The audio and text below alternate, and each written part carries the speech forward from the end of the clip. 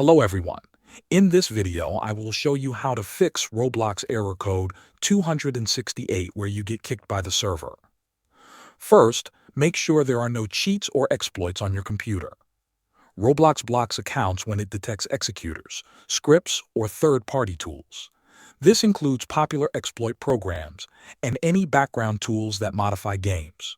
Open your control panel and go to Installed Programs. Uninstall anything related to Roblox exploits or executors. After that, restart your computer to make sure nothing is still running. Next, we will delete Roblox temporary files. Press the Windows key and R at the same time. Type %local app data % and press Enter. Find the Roblox folder and delete it. Now we will reinstall Roblox completely. Open Control Panel, go to Programs, and uninstall Roblox if it is still listed.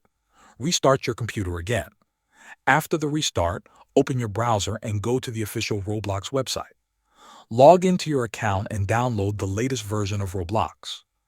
Install it normally and wait for the setup to finish. Once installed, open Roblox and join a game. The error should now be fixed. Thanks for watching.